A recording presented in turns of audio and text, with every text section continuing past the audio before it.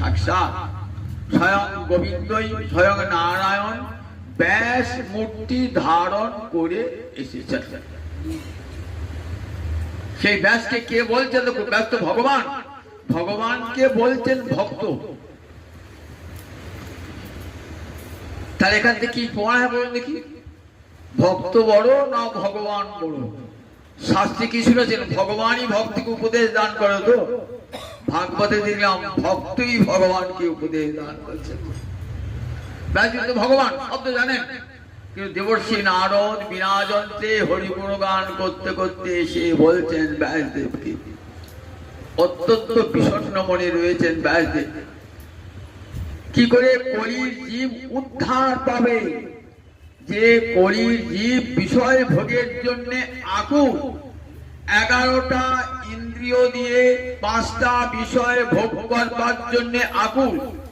যখন সে বিষয় ভোগ করতে পায় না তখন সে দুঃখে কাঁদে। তাহলে এদের উদ্ধার কেমন করে হবে? এ তো ধ্যান মাত্রা স্পর্শে স্বয়ং, এদের উদ্ধার কেমন? যতক্ষণ হৃদয়ে কামনা বাসনা থাকবে ততক্ষণ তো সংসার সাগর পার হওয়া যাবে না। ততক্ষণ সংসার সাগর পার হওয়া যাবে না যতক্ষণ হৃদয়ে কামনা বাসনা থাকবে।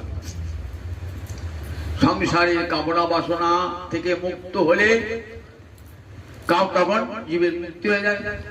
সংসার ছাড়িয়া কবে শুদ্ধ হবে মন, কবে হামহের বসে মধুরী বৃন্দাবন, আমার আর কবে বিদায় চাঁদ করুণা করিবে, সংসার বাসনা মোর কবে তুচ্ছ হবে। যতদিন সংসার বাসনা থাকবে ততদিন কেবল যাওয়া আর আসা। কখনো রাজার ঘরে জন্মালাম, কখনো ফকিরের ঘরে জন্মালাম, কোন জন্মে সুখে কাটালাম আর কোন জন্মে পরম দুঃখে কাটালাম। এক জন্মে বহু লোককে অন্ন দান করলাম আর এক জন্মে ভিক্ষাপাত্র হাতে নিয়ে ঘরে ঘরে অন্ন চাইছি। এমনি করে জীবের কথা যেমন কর্ম তেমনি তার ফলটাও ভোগ করতে হয়। আপনি যে কর্ম করুন, পাপ করুন আর পুণ্য করুন, কর্ম ফল আপনাকে ভোগ করতে